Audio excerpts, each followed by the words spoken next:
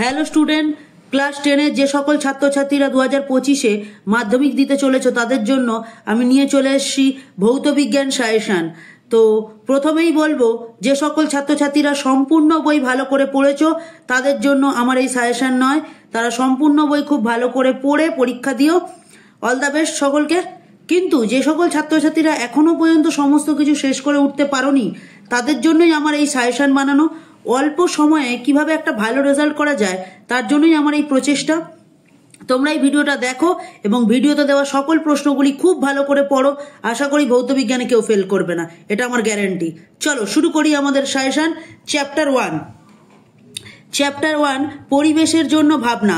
প্রথমেই বলবো যে আমরা যে কোশ্চেনগুলো এখন তোমাদের দিতে চলেছি সেটা 2 and 3 মার্কসের কোশ্চেন, এবং যদি কেউ বলো দাদা 1 মার্কসের কোশ্চেনগুলো আমরা কোথা দিয়ে পড়বো, তো তোমরা তোমাদের এবিটিএ এবং স্কুল থেকে দেওয়া যে পর্ষদের টেস্ট পেপার আছে ওই টেস্ট পেপারে, দুটো টেস্ট পেপারে প্রথম 10টা করে সেট খুব ভালো করে পড়ো। আশা করি তোমরা শর্ট কোশ্চেন 1 নম্বরে কমন পেয়ে যাবে। তো আমি এখন 2 and 3 মার্কসের কোশ্চেন তোমাদের সাজেশন দিতে চলেছি। প্রথমেই চলে আসবো চ্যাপ্টার 1 পরিবেশের জন্য ভাবনা। প্রথম কোশ্চেন, ওজোন স্তর ধ্বংসে NO2 আর CFC ভূমিকা লেখো। এর মধ্যে একটা কোশ্চেন আসবেই, নয় শুধু আসতে পারে NO, নয় NO2, নয় CFC, যে কোনো একটা করে ভূমিকা হতেই পারে, তিনটেও তোমাদের দিয়ে দিতে পারে। ঠিক আছে, পরবর্তী প্রশ্নে চলে আসছি। বিশ্ব উষ্ণায়ন কাকে বলে? এর দুটি ক্ষতিকারক প্রভাব লেখো। এর পরবর্তী প্রশ্ন, ওজোন স্তর ধ্বংসে ক্ষতিকারক প্রভাব লেখো। ঠিক আছে, খুব ইম্পর্টেন্ট একটা কোশ্চেন। পরবর্তী কোশ্চেন, স্থিতিশীল উন্নয়ন কি? স্থিতিশীল বৃদ্ধি ও উন্নয়নের জন্য বায়ু শক্তি ব্যবহার করা যায় কেন? স্থিতিশীল উন্নয়ন কি এবছর পরীক্ষায় আসবেই, 100% গ্যারান্টি। কেন এই কোশ্চেন প্রত্যেকটা স্কুলের টেস্ট পেপারে কোশ্চেনটা দিয়েছে। ঠিক আছে, পরবর্তী কোশ্চেনে চলে আসছি। জ্বালানির তাপন মূল্য বলতে কি বোঝো? উদাহরণ দাও। তার পরবর্তী কোশ্চেন, কোন গ্যাসকে মিষ্টি গ্যাস বলা হয় এবং কেন?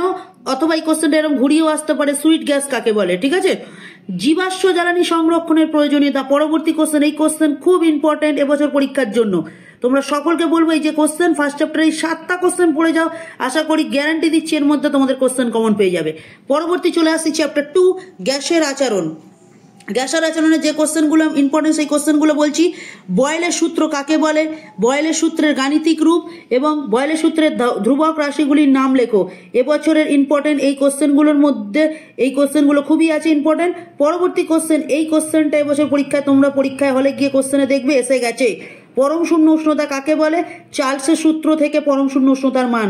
বারবার বলবো এবার কিন্তু চার্লসের সূত্রটা খুবই ইম্পর্টেন্ট, এবং চার্লসের সূত্র থেকে পরম শূন্য উষ্ণতার মান নির্ণয়, এই কোশ্চেনটাও খুব ইম্পর্টেন্ট। পরের কোশ্চেন চলে আসছি।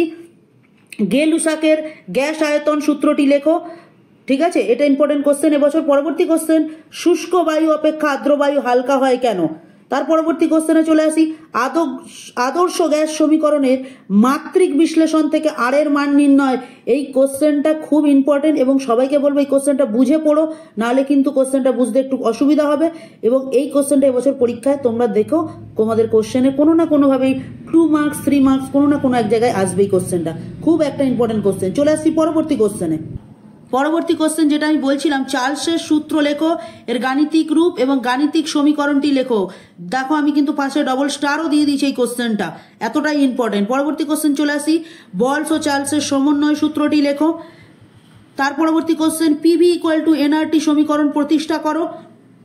তার পরবর্তী কোশ্চেন, বাস্তব গ্যাস আদর্শ গ্যাস কাকে বলে? বাস্তব গ্যাসগুলি আদর্শ গ্যাসের সমীকরণ মেনে চলে না কেন? এই কোশ্চেনটা কিন্তু খুব ইম্পর্টেন্ট। কেন বাস্তব গ্যাসগুলো আদর্শ গ্যাসের সমীকরণ মেনে চলে না? এবং তোমাদের পরীক্ষায় এই কোশ্চেনটা এইভাবেও ঘুরিয়ে আসতে পারে, পৃথিবীতে বাস্তব গ্যাসের সংখ্যা কত? তো যাই হোক, তোমরা ভালো করে বই পড়ো, তাহলে তোমরা জানতে পারবে। পরবর্তী কোশ্চেন, মোলার আয়তন কাকে বলে? ঠিক আছে, এবং এই যে দুটো পরপর কোশ্চেন দেবো এর পরবর্তী, এদের মধ্যে যে কোনো একটা কোশ্চেন কিছু না কিছুভাবে ঘুরিয়ে আসতেই পারে। প্রথম কোশ্চেন, জলের তলদেশ থেকে বায়ুর বুদবুদ ওপরের দিকে উঠে আসলে আয়তনে বৃদ্ধি পায় কেন? এই যে কোশ্চেনটা তোমাদের দিলাম এটা তোমাদের সমুদ্রের তলদেশ হতে পারে, পুকুরের হতে পারে, হ্রদের হতে পারে। ঠিক আছে, এইভাবে কিন্তু তোমাদের কোশ্চেনটা আসতে পারে। পরের কোশ্চেন, বেলুনে ফু দিলে বেলুনের আয়তন ও চাপ বৃদ্ধি পায়, এক্ষেত্রে কি বয়েলের সূত্র প্রযোজ্য? এই কোশ্চেনটা কিন্তু এভাবে না এসে তোমাদের এইভাবেও দিতে পারে, যে টায়ারের ভেতর বায়ু প্রবেশ করালে টায়ার আয়তন ও চাপ বৃদ্ধি পায় কেন, এছাড়াও আসতে পারে তোমাদের ফুটবলের ভেতরে বায়ু প্রবেশ করানো হলে। তো যেভাবে হোক কোশ্চেনগুলো কিন্তু ঘুরিয়ে ফিরিয়ে আসতে পারে, ঠিক আছে। এই দুটো কোশ্চেনের মধ্যে একটা কোশ্চেন তোমরা এবছর কমন পাচ্ছই। পরবর্তী কোশ্চেন, গ্যাসের অণুগুলির গতিশীলতার সপক্ষে যুক্তি দাও, ঠিক আছে, সপক্ষে যুক্তি দাও। এই কোশ্চেনটাও খুব ইম্পর্টেন্ট। পরবর্তী চলে আসি 3 নম্বর। আচ্ছা, আর একটা কথা বলবো, গ্যাসের আচরণের যে অঙ্ক, গ্যাসের আচরণে কিন্তু তোমরা এবছর অঙ্ক পাবেই। সেই অঙ্কগুলো আমি কোথা থেকে করতে বলছি শোনো। মধ্যশিক্ষা পর্ষদ এবং এবিটি এর যে টেস্ট পেপার আছে, প্রথম 10টা সেটের যে অঙ্কের টাইপ, তোমরা ভালো করে টাইপ প্র্যাকটিস করে নিলে, খুব একটা বেশি না, 3-4টে টাইপ আছে গ্যাসের আচরণ, ভালো করে দেখে নিলেই তোমরা কিন্তু কমন পেয়ে যাবে। চলে আসবো তার পরবর্তী চ্যাপ্টার, 3 নম্বর চ্যাপ্টার কিন্তু অঙ্ক রয়েছে, সেটা সাজেশন হয় না, তোমরা তোমাদের অনুশীলনী, টেস্ট পেপার এগুলো ভালো করে একটু দেখে যাও, তোমরা কমন পেয়ে যাবে ওখান দিয়ে। পরবর্তী চলে আসবো তাপ, চ্যাপ্টার তাপে আমরা চলে আসি। প্রথম কোশ্চেন, তাপ পরিবাহিতা বা তাপ পরিবাহিতাঙ্ক কাকে বলে? সিজিএস ও এসআই একক পদ্ধতিতে, সিজিএস ও এসআই পদ্ধতিতে তাপের একক ও মাত্রা লেখো। পরবর্তী কোশ্চেন, কঠিন বস্তুর মধ্যে দিয়ে তাপ পরিবহন কোন কোন বিষয়ের ওপর নির্ভর করে? তার পরবর্তী কোশ্চেন, কঠিনের দৈর্ঘ্য প্রসারণ, ক্ষেত্র প্রসারণ, আয়তন প্রসারণ গুণাঙ্কের সংজ্ঞা ও একক লেখো। আমি তোমাদের বলছি এবছর কিন্তু এই কোশ্চেনটাও খুব ইম্পর্টেন্ট, কেন কঠিনের দৈর্ঘ্য প্রসারণ, ক্ষেত্র প্রসারণ ও আয়তন প্রসারণ গুণাঙ্কের সংজ্ঞা, একক, এটাই এবছর কিন্তু প্রত্যেকটা স্কুলের টেস্টে আমি এই কোশ্চেনটা দেখতে পেয়েছি এবং টেস্ট পেপারের বহু পেজে আমি এই কোশ্চেনটা দেখতে পেয়েছি। পরের কোশ্চেন চলে আসবো, ইনভার কাকে বলে? তার পরবর্তী কোশ্চেন চলে আসছি, তরলের আপাত প্রসারণ গুণাঙ্ক ও প্রকৃত প্রসারণ গুণাঙ্কের মধ্যে সম্পর্ক লেখো এবং কোনটি তরলের নিজস্ব ধর্মতা উল্লেখ করো। ভেরি ভেরি ইম্পর্টেন্ট একটা কোশ্চেন, তোমরা এটা স্টার দিয়ে রেখে দাও। পরবর্তী কোশ্চেন, তাপীয় রোধ কাকে বলে? তাপীয় রোধ ও তড়িৎ রোধের মধ্যে সম্পর্ক কি? ঠিক আছে, খুব ইম্পর্টেন্ট একটা কোশ্চেন। পরবর্তী কোশ্চেনে চলে আসি, তরল ও গ্যাসের 2 প্রকার প্রসারণ গুণাঙ্ক থাকে কেন? এটা কিন্তু একটা আসতেই পারে ব্যাখ্যামূলক কোশ্চেন। কঠিনের 3 প্রকার প্রসারণ গুণাঙ্কের মধ্যে সম্পর্ক প্রতিষ্ঠা করো, এইটাও কিন্তু খুব একটা ইম্পর্টেন্ট কোশ্চেন। পরবর্তী কোশ্চেনে চলে আসি, দ্বিধাতব পাত্রের ব্যবহার উল্লেখ করো। পাত্রের কিন্তু হবে দ্বিধাতব পাত্র ব্যবহার উল্লেখ করো, ঠিক আছে। চলে আসছি পরবর্তী কোশ্চেনে, তামার তাপ পরিবাহিতাঙ্ক 385 বলতে পারে, যে 385 WM ইনভার্স 1 K ইনভার্স 1 বলতে কি বোঝো? এই যে কোশ্চেনটা রয়েছে, এই কোশ্চেনটা তামার না দিয়ে তোমাদের লোহাও দিতে পারে এবং অন্য কোনো ধাতুও কিন্তু দিতে পারে, ঠিক আছে। তো তোমরা কোশ্চেনটা পড়ে নেবে, এই কোশ্চেনটা পড়বে, যে কোশ্চেনই আসুক সেটা তোমরা যে ধাতু দিয়ে দেবে সেই ধাতু অনুযায়ী কোশ্চেনটা তোমরা লিখবে। পরবর্তী কোশ্চেনে চলে আসি, তামার গ্যাসের আপাত প্রসারণ গুণাঙ্ক থাকে না কেন? সরি, কোশ্চেনটা একটু রিপিট করছি, তরলের মতো গ্যাসের আপাত প্রসারণ গুণাঙ্ক থাকে না কেন? এই কোশ্চেনটা কিন্তু খুব ইম্পর্টেন্ট, বহুবার টেস্ট পেপারে আমি দেখেছি। পরবর্তী কোশ্চেনে চলে আসবো, জলের ব্যতিক্রান্ত প্রসারণ বলতে কি বোঝো? লেখচিত্র সহ দেখাও। এই কোশ্চেনটা তোমরা কিন্তু খুব ভালো করে পড়ে যাবে এবছর পরীক্ষার জন্য। পরবর্তী কোশ্চেনে চলে আসবো, সেলসিয়াস ও ফারেনহাইট স্কেলের মধ্যে সম্পর্ক প্রতিষ্ঠা করো। খুব ইম্পর্টেন্ট এবছর পরীক্ষার জন্য, ঠিক আছে। এবং তাপ থেকে খুব একটা কোশ্চেন থাকে না, তো যেটা থাকে এই যে সেলসিয়াস আর ফারেনহাইট স্কেলের মধ্যে সম্পর্ক প্রতিষ্ঠা করো, এখান থেকে হয়তো কিছু ছোটখাটো দিলেও দিতে পারে, শর্ট মানে কোনো শর্ট টাইপের ম্যাথ। তো এই সম্পর্কটা তোমরা যদি ভালো করে দেখে যাও, তোমরা কমন পেয়ে যাবে। চলে আসছি পরবর্তী চ্যাপ্টার, খুব ইম্পর্টেন্ট, ক্লাস 10-এর সব থেকে ইম্পর্টেন্ট যে চ্যাপ্টার সেটা হচ্ছে আলো, যেখান থেকে প্রচুর মার্কস কিন্তু ক্যারি করে। তো সেখান থেকে আমরা সাজেশন দেওয়া স্টার্ট করছি। প্রথম কোশ্চেন, উত্তল লেন্স ও অবতল লেন্সের মধ্যে মুখ্য ফোকাস চিত্র সহ ব্যাখ্যা করো। ঠিক আছে, এই কোশ্চেন কিন্তু এবছর পরীক্ষায় একটা না একটা আসবেই। উত্তল লেন্স অবতল লেন্সের মধ্যে যে কোনো একটা দিয়ে বলবে মুখ্য ফোকাস চিত্র সহ ব্যাখ্যা করো। পরবর্তী কোশ্চেন, উত্তল লেন্সকে অভিসারী লেন্স এবং অবতল লেন্সকে অপসারী লেন্স বলা হয় কেন? অতি বেগুনি রশ্মি, এক্স রশ্মি, গামা রশ্মির ক্ষতিকারক প্রভাব। তোমরা এটা দেখতে পাবে, তোমাদের বইয়েতে ছক করে দেওয়া রয়েছে, খুব ভালো করে পড়ে নিও। পরবর্তী কোশ্চেন চলে আসছি, উত্তল লেন্স, উত্তল দর্পণ ও অবতল দর্পণের ফোকাস কোথায় কোথায় বস্তু রাখলে কেমন কেমন প্রতিবিম্ব গঠিত হবে? তোমরা এটা ট্রিপল স্টার, যত স্টার করতে পারো, এটা একটা আসবেই। কোশ্চেনটা উত্তলের হতে পারে, অবতল হতে পারে, যে কোনো একটা দর্পণের কোথাও একটা বলে দেবে যে বস্তুকে এখানে রাখলে কোথায় ফোকাস গঠিত হবে, ফোকাসের কোথায় রাখলে বস্তু কেমন প্রতিবিম্ব গঠন হবে। এরকম টাইপের একটা কোশ্চেন কিন্তু তোমরা পরীক্ষা এবছর কমন পাচ্ছ। তাই জন্য আমি আবার বলে দিচ্ছি এই কোশ্চেনটা সব থেকে ইম্পর্টেন্ট আলোর চ্যাপ্টারের।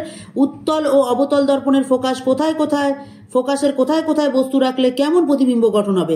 পরবর্তী কোশ্চেনে চলে আসছি, দীর্ঘদৃষ্টি ও হ্রস্বদৃষ্টি কি, এর প্রতিকারের উপায় লেখো।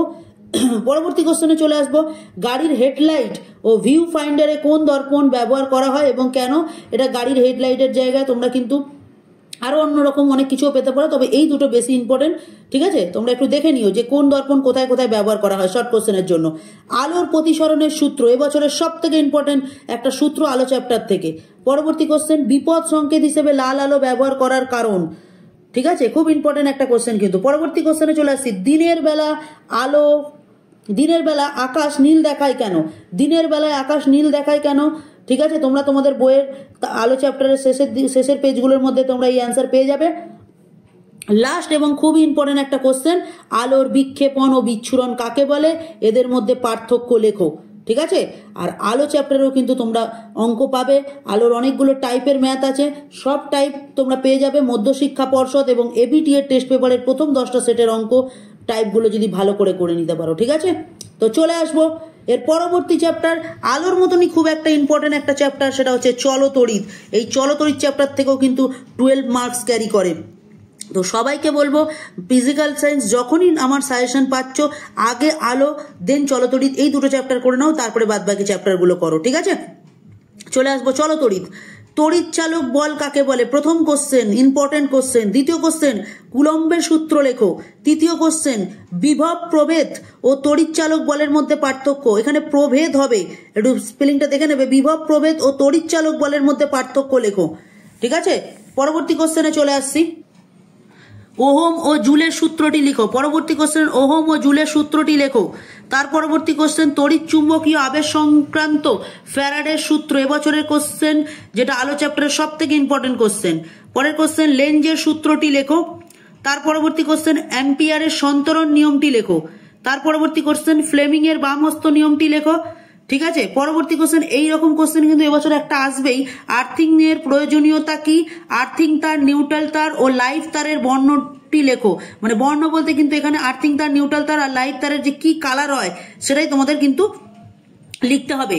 পরবর্তী কোশ্চেনে চলে আসি, বৈদ্যুতিক হিটার বা বৈদ্যুতিক ইস্ত্রিতে কোন তার ব্যবহার করা হয় এবং কেন। তার পরবর্তী প্রশ্নে চলে আসি, কোন যন্ত্রের সাহায্যে এসি কারেন্টকে ডিসি কারেন্টে পরিণত করা যায়। ঠিক আছে, এসি কারেন্টকে কিন্তু ডিসি কারেন্টে কিভাবে পরিণত করা যায় বা কোন যন্ত্রের সাহায্যে করা যায়, এটা এবছরের খুব ইম্পর্টেন্ট একটা কোশ্চেন। পরবর্তী কোশ্চেনে চলে আসছি, বার্ল চক্রে কোন নীতির প্রতিফলন দেখা যায়, এবছরের খুব ইম্পর্টেন্ট একটা কিন্তু কোশ্চেন, বহুবার টেস্ট পেপারে এই কোশ্চেনটা আমরা দেখেছি। পরবর্তী কোশ্চেন, কোন পরিবাহী রোধ কোন কোন বিষয়ের ওপর নির্ভর করে, কোন পরিবাহী রোধ কোন কোন বিষয়ের ওপর নির্ভর করে। তার পরবর্তী কোশ্চেন, ফিউজ তারের ব্যবহার লেখো। এই কোশ্চেনটা কিন্তু তোমরা পড়ে যেও, অবশ্যই ইম্পর্টেন্ট একটা কোশ্চেন। পরবর্তী কোশ্চেন, গৃহস্থলীর বৈদ্যুতিক বর্তনীতে ব্যবহৃত বৈদ্যুতিক যন্ত্রগুলি সমান্তরাল সমবায় যুক্ত থাকে কেন। আমরা যে বাড়িতে দেখি যে বৈদ্যুতিক যে লাইনগুলো আছে, বৈদ্যুতিক যে লাইনগুলো আছে, সেগুলো সব সমান্তরাল সমবায় যুক্ত থাকে। কেন এরকম হয় তোমরা সেটা কিন্তু একটু পড়ে নিও, তোমাদের বইতে পেয়ে যাবে। হয়তো বইতে যদি ঠিক মতো না পারো, তোমাদের সহায়িকা বা তোমাদের যে টিচারের নোটস, সেখান থেকে তোমরা ভালো করে কোশ্চেনটার অ্যান্সারটা পড়ে নিও। চলে আসবো চলতড়িতের অঙ্ক, প্রচুর সাম রয়েছে, এত সাম কিন্তু এই মুহূর্তে দাঁড়িয়ে করা পসিবল না। তো সবাইকে বলবো মধ্যশিক্ষা পর্ষদ বা এবিটি এর যে টেস্ট পেপার আছে তার 10টা পেজের বা 10টা সেটের যে টাইপের অঙ্ক রয়েছে, সেই টাইপের অঙ্কগুলো দেখে যাও, আশা করি কমন পেয়ে যাবে। কিন্তু এবছর চলতড়িৎ থেকে অঙ্ক আসছে, এটুকু 100% তোমাদের জানিয়ে দিলাম। চলে আসছি পরবর্তী ফিজিক্সের শ্রেষ্ঠ অধ্যায়, পরমাণুর নিউক্লিয়াস। পরমাণু নিউক্লিয়াস সব থেকে ইজি চ্যাপ্টার ফিজিক্সের। প্রথম কোশ্চেন, তেজস্ক্রিয়তা কাকে বলে, এর ব্যবহার।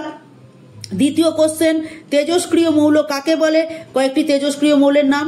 অবশ্যই তেজস্ক্রিয় মৌলগুলোর যখন নাম পড়বে, ভর সংখ্যা আর প্রোটন সংখ্যা এগুলো একটু দেখে পড়ে নিও, কেন তোমাদের পরীক্ষায় একটা এরকম টাইপের দিয়েলো, মৌল দিয়ে বললে এটা কি তেজস্ক্রিয় মৌল না তেজস্ক্রিয় মৌল না, এবং সেটা কিন্তু তোমাদের পরীক্ষা করে বা ব্যাখ্যা করে কিন্তু বোঝাতেও দিতে পারে, সেরকম কোশ্চেন কিন্তু একটু পড়ে নিও। পরের কোশ্চেন চলে আসবো, আলফা, বিটা ও গামা রশ্মির মধ্যে পার্থক্য, বইতে ভালো করে পেয়ে যাবে এবং এবছর খুব ইম্পর্টেন্ট একটা কোশ্চেন। পরবর্তী কোশ্চেনে চলে আসছি, এক্স রশ্মি নির্গমনে পরমাণু ক্রমাঙ্কের কিরূপ পরিবর্তন হয়। ঠিক আছে, মানে এক্স রশ্মি যদি নির্গত হয় তাহলে পরমাণু ক্রমাঙ্কের কিরূপ পরিবর্তন হয় সেইটা তোমাদের কিন্তু লিখতে হবে। পরবর্তী কোশ্চেন, নিউক্লিয় সংযোজন ও নিউক্লিয় বিভাজন কাকে বলে এবং এদের মধ্যে পার্থক্য লেখো। নিউক্লিয় সংযোজন ও নিউক্লিয় বিভাজন কাকে বলে, এদের মধ্যে পার্থক্য লেখো। এটা এরকম টাইপের কোশ্চেন আসতে পারে, নিউক্লিয় সংযোজনের আগে বিভাজনের আগে সংযোজন ঘটানো হয় কেন, এরকম টাইপের কোশ্চেন কিন্তু আসে। তারপরে কোশ্চেন আসছি, ভর ত্রুটি বা ভর বিচ্যুতি বলতে কি বোঝো। ভর ত্রুটি বা ভর বিচ্যুতি বলতে কি বোঝো, এখানে কিন্তু ভর ত্রুটি স্পেলিংটা মিস্টেক আছে, একটু দেখে নিও। আর ভর বিচ্যুতি কাকে বলে লেখো। পরবর্তী কোশ্চেন, পারমাণবিক চুল্লিতে ব্যবহৃত উপাদানগুলির নাম ও ব্যবহার লেখো। পারমাণবিক চুল্লিতে ব্যবহৃত উপাদানগুলির নাম ও ব্যবহার লেখো। পরবর্তী কোশ্চেন, তেজস্ক্রিয় আইসোটোপগুলির নাম ও ব্যবহার কিন্তু এবছরের জন্য খুব ইম্পর্টেন্ট একটা কোশ্চেন। পরবর্তী কোশ্চেন, নিউক্লিয় সংযোজন এর পূর্বে নিউক্লিয় বিভাজন ঘটানো হয় কেন। আমি বারবার এই কোশ্চেনটা তখন একটু আগেও বললাম, নিউক্লিয় সংযোজনের পূর্বে নিউক্লিয় বিভাজন ঘটানো হয় কেন। তেজস্ক্রিয়টা একটি পারমাণবিক বা নিউক্লিয় ঘটনা, ব্যাখ্যা করো। ঠিক আছে, আচ্ছা, পরমাণু নিউক্লিয়াসের অঙ্ক আমি তোমাদের বলবো, এখানে এত সেট করার দরকার নেই, সিম্পল একটা কোশ্চেন আমি তোমাদের জন্য রেখেছি। এইটা না পরীক্ষায় আসতে তোমরা আমাকে কমেন্ট এসে বলবে, তোমরা দেখবে 100% গ্যারান্টি এই কোশ্চেন এবছর আসছেই। একটা তেজস্ক্রিয় নিউক্লিয়াস থেকে একটা আলফা অথবা দুটো আলফা এরকম টাইপের, একটা কি দুটো কি তিনটে এরকম বলে দেবে যে আলফা কণা নির্গত এবং একটি বিটা অথবা দুটি বিটা কণা নির্গত হলে পরমাণুর যে নিউক্লিয়াস সেটার কিরূপ পরিবর্তন ঘটবে। ঠিক আছে, এটা তেজস্ক্রিয় নিউক্লিয়াস থেকে একটা আলফা এবং একটা বিটা, দুটো আলফা দুটো বিটা কণা নির্গত হলে নিউক্লিয়াসটি কিরূপ পরিবর্তন ঘটবে, কনসেপ্ট একবার বুঝে নিলে অঙ্ক তোমরা যেভাবেই দিক পারবে। ঠিক আছে, পরবর্তী এই যে এই টাইপটা আছে, এটা কিন্তু অনেক ছোট থেকেই আমরা জানি। একটা পরমাণুর ভর সংখ্যা বলে দিই, ভর সংখ্যা প্রোটন সংখ্যা বলে নিউটন সংখ্যা জানতে পারে, বা নিউটন সংখ্যা ভর সংখ্যা বলে এরকম টাইপের যখন কোশ্চেন আসবে তখন তোমরা কিন্তু মাথায় রাখবে যে ভর সংখ্যা থেকে প্রোটন সংখ্যা যদি বাদ দিয়ে দিই তাহলে আমরা কিন্তু নিউটন সংখ্যা পাবো। তো যাই হোক, কোনো পরমাণুর ভর সংখ্যা, প্রোটন সংখ্যা, নিউটন সংখ্যা, ইলেকট্রন সংখ্যা কিভাবে নির্ণয় করবো সেটা তোমরা একটু ভালো করে প্র্যাকটিস করে যাও। ঠিক আছে, তো চলে আসবো, এই হচ্ছিল আমাদের ফিজিক্সের সাজেশন। তো সবাইকে বলবো সাজেশনগুলো খাতায় নোট করো, অথবা তোমরা ভিডিওটা দেখে তোমাদের বই থেকে অ্যান্সার শিট রেডি করে পড়া শুরু করে দাও।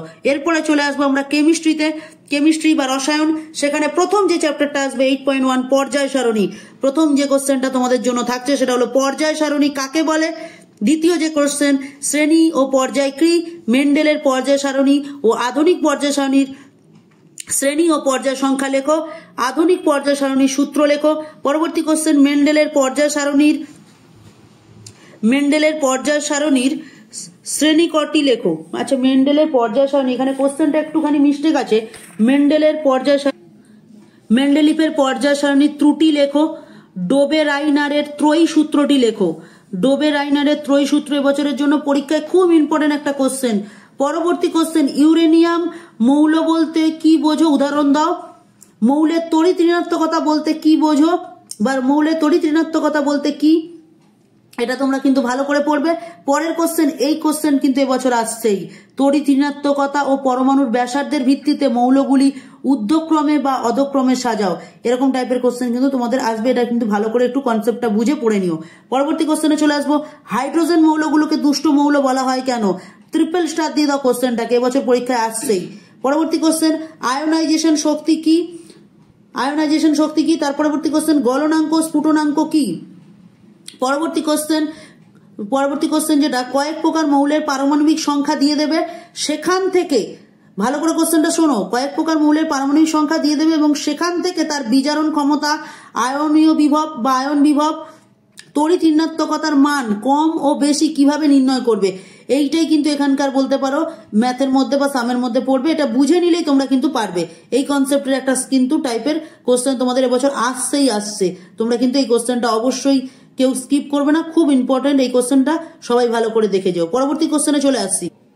পরবর্তী যে কোশ্চেন, কোন মৌলগুলিকে কি নামে অভিহিত করা হয়, ভালো করে পড়বে। দেখবে তোমরা থাকবে 1 নম্বর শ্রেণীর মৌলগুলোকে এই নামে অভিহিত করা হয়, 2 নম্বর শ্রেণীর মৌলগুলোকে এই নামে অভিহিত করা হয়। যেমন কোনটা থাকবে ক্ষারীয় মৌল কোনগুলোকে বলা হয়, তারপরে এরকম দুষ্ট মৌল কোনগুলো করা হয়, এইরকম টাইপের কিন্তু কোশ্চেনগুলো আছে, তোমরা খুব ভালো করে একটু দেখে নিও। ঠিক আছে, তো এই যে ছকটা তোমরা রয়েছে, কোন শ্রেণী থেকে কততম শ্রেণী পর্যন্ত কোন কোন মৌলগুলোকে কি নামে অভিহিত করা হয়, তো সেই কোশ্চেনগুলো কিন্তু একটু ভালো করে দেখে নিও। ঠিক আছে, তো চলে আসবো পরবর্তী কোশ্চেনে। পরবর্তী কোশ্চেন, চ্যাপ্টার 2 8.2 চ্যাপ্টার 8.2 আয়নীয় ও সমযোজী বন্ধন। 1 নম্বর কোশ্চেন, চ্যাপ্টার 8.2 আয়নীয় ও সমযোজী বন্ধন। 1 নম্বর কোশ্চেন, 1 নম্বর কোশ্চেন, আয়নীয় যৌগ কাকে বলে, এর বৈশিষ্ট্য লেখো। 2 নম্বর কোশ্চেন, সমযোজী যৌগ কাকে বলে, এর বৈশিষ্ট্য লেখো। 3 নম্বর কোশ্চেন, আয়নীয় সমযোজী অসমযোজী 3 প্রকার বন্ধন দেখা যায় এমন একটি যৌগের নাম। এটা কিন্তু শর্ট কোশ্চেন হলেও খুব ইম্পর্টেন্ট এবছরের জন্য। পরবর্তী প্রশ্ন, গ্লুকোজের জলীয় দ্রবণ তড়িৎ পরিবহন করতে পারে না, কিন্তু NaCl এর জলীয় দ্রবণ তড়িৎ পরিবহন করতে পারে কেন? এটা কিন্তু এবছরের জন্য খুব ইম্পর্টেন্ট একটা কোশ্চেন। পরবর্তী কোশ্চেনে চলে আসবো, চিনি বা গ্লুকোজ সমযোজী পদার্থ হলেও জলে দ্রবীভূত হয় না কেন? আমরা জানি সমযোজী পদার্থগুলো জলে দ্রবীভূত হয়, কিন্তু চিনি বা গ্লুকোজ সমজাতীয় পদার্থ হলেও জলে দ্রবীভূত, আমি যে কোশ্চেনটা একটু রিপিট করছি, বলছে যে সমযোজী পদার্থ হলেও জলে দ্রবীভূত হয় কেন? মানে আমরা দেখেছি সমযোজী যৌগগুলো জলে কিন্তু দ্রবীভূত হয় না, কিন্তু চিনি বা গ্লুকোজ সমজাতীয় পদার্থ হলেও জলে দ্রবীভূত হয় কেন? এটাই তোমাদের জন্য কোশ্চেনটা খুব ইম্পর্টেন্ট একটা কোশ্চেন। পরবর্তী কোশ্চেনে চলে আসবো, ইলেকট্রন আসক্তি কাকে বলে? তার পরবর্তী প্রশ্নে চলে আসবো, লুইস ডট গঠন করো। এই যে কয়েকটা দিলাম, তোমরা একটু ভালো করে দরকার পড়লে স্ক্রিনশট তুলে নাও বা লিখে নাও। এই কটার মধ্যে তোমরা এবছরে কিন্তু লুইস ডট কমন পেয়ে যাবে, ঠিক আছে? পরবর্তী চ্যাপ্টারে চলে আসি 8.3 তড়িৎ প্রবাহ ও রাসায়নিক বিক্রিয়া। তড়িৎ প্রবাহ ও রাসায়নিক বিক্রিয়া। প্রথম কোশ্চেন, অবিশুদ্ধ কপার থেকে বিশুদ্ধ কপার কিভাবে নির্গত করবে? 2 নম্বর কোশ্চেন, জলের তড়িৎ বিশ্লেষণ ব্যাখ্যা করো। 3 নম্বর, অ্যালুমিনিয়ামের তড়িৎ বিশ্লেষণ ব্যাখ্যা করো। 4 নম্বর, গ্যালভানাইজেশন কাকে বলে? 5 নম্বর, অ্যানোড মাঠ কি? 6 নম্বর, বিশুদ্ধ জলে অল্প পরিমাণ সালফিউরিক অ্যাসিড যোগ করলে উৎপন্ন দ্রবণের তড়িৎ পরিবাহিতা বিশুদ্ধ জলের থেকে বেশি হয় কেন? পরবর্তী কোশ্চেন, তড়িৎ বিশ্লেষণ কাকে বলে? তীব্র ও মৃদু তড়িৎ বিশ্লেষণ কাকে বলে? উদাহরণ দাও। ধাতব পরিবাহী ও তড়িৎ বিশ্লেষণের মধ্যে পার্থক্য। এই যে কোশ্চেনটা খুব ইম্পর্টেন্ট কিন্তু এবছরের জন্য। আমি বারবার বলছি, যে কোশ্চেনগুলো কিন্তু তোমাদের দিচ্ছি, তোমরা কিন্তু এখান থেকে কেউ আবার কোনো কোশ্চেনকে সাজেস্টিক ওয়ে বানিয়ে নিও না, তাহলে কিন্তু কমন পাওয়া বা ফিজিক্যাল সায়েন্সে পাস করাটা কিন্তু চাপ হয়ে যাবে। চলে আসবো পরের কোশ্চেন, তড়িৎ লেপন কাকে বলে? এবছর খুব ইম্পর্টেন্ট। এর পরবর্তী যে কোশ্চেনটা, এই কোশ্চেনটা খুব মন দিয়ে শুনবে। বলছে, তড়িৎ বিশ্লেষণ পদ্ধতিতে লোহার ওপর নিকেলের প্রলেপ দিতে তড়িৎ বিশ্লেষ্য হিসেবে কি ব্যবহার করা হয়? একটি ধাতুর ওপর অন্য ধাতুর প্রলেপ দিতে হলে কাকে ক্যাথোড বা কাকে অ্যানোড হিসেবে ব্যবহার করা হয়? এরকম টাইপের কোশ্চেন খুব ভালো করে তো আমি আরেকবার রিপিট করে দিচ্ছি কোশ্চেনটা। তড়িৎ বিশ্লেষণ পদ্ধতিতে লোহার চামচের উপর নিকেলের প্রলেপ দিতে তড়িৎ বিশ্লেষ্য হিসেবে কি ব্যবহার করা হয়? একটি ধাতুর ওপর অন্য ধাতুর দিতে হলে কাকে ক্যাথোড ও কাকে অ্যানোড হিসেবে ব্যবহার করা হয়? এরকম টাইপের কোশ্চেন ভালো করে পড়বে। পরবর্তী চলে আসবো চ্যাপ্টার 8.4 ধাতুবিদ্যা। লোহায় মরচে পড়া একটি জারণ বিজারণ বিক্রিয়া কেন? লোহায় যে মরচে পড়া একটি জারণ ও বিজারণ বিক্রিয়া, সেটা ব্যাখ্যা করো। দ্বিতীয় কোশ্চেন, খনিজ ও আকরিকের মধ্যে পার্থক্য লেখো। পরবর্তী কোশ্চেন, ধাতব অক্সাইড থেকে অক্সিজেন অপসারণ একটি বিজারণ বিক্রিয়া ব্যাখ্যা করো। তার পরবর্তী কোশ্চেন, কার্বন বিজারণ পদ্ধতি কি? কার্বন বিজারণ পদ্ধতির মূল নীতি ব্যাখ্যা করো। এই যে কোশ্চেনগুলো, এইগুলো কিন্তু খুব ইম্পর্টেন্ট। তোমাদের বহু টেস্ট পেপার, বহু টেস্ট স্কুলের কোশ্চেন দেখে আমার কিন্তু এই সাজেশন বানানো। অতি সক্রিয় ধাতুগুলি নিষ্কাশন করার জন্য কার্বন বিজারণ পদ্ধতি ব্যবহার করা হয় কেন? পরবর্তী কোশ্চেন, অ্যামালগাম বা পারদ সংকর কাকে বলে? উদাহরণ দাও। এটা তোমাদের জন্য এবছরের খুব ইম্পর্টেন্ট একটা কোশ্চেন, কেউ কিন্তু এই কোশ্চেনটাকে মিস করবে না। পরবর্তী কোশ্চেন, আয়রন বা লোহা, কপার বা তামা, অ্যালুমিনিয়াম ও দস্তার আকরিকের নাম সংকেত ব্যবহার লেখো। এটা তোমরা বইতে ছকে পেয়ে যাবে। এই কোশ্চেন থেকে একটা শর্ট কোশ্চেন এবছর আসছে। পরবর্তী কোশ্চেন, সব আকরিকই খনিজ পদার্থ, কিন্তু সব খনিজ পদার্থ আকরিক নয় কেন? এটা আমরা বহুবার কোশ্চেনে দেখেছি এবং এই কোশ্চেন তোমাদের হয়তো টেস্টেও স্কুলে এসে থাকতে পারে। পরবর্তী কোশ্চেন আমরা চলে যাচ্ছি, আয়রন পাইরাইটস খনিজ হলেও আকরিক নয় কেন? এই কোশ্চেনটা তোমরা কিন্তু ওই কোশ্চেনটা পড়লেই বুঝতে পারবে সব খনিজ আকরিক হলেও তোমার সব আকরিক। এই যে কোশ্চেনটা কোথায় যেন আমি একটু আগেই করেছিলাম, এরকম টাইপের কোশ্চেন আমাদের ছিল।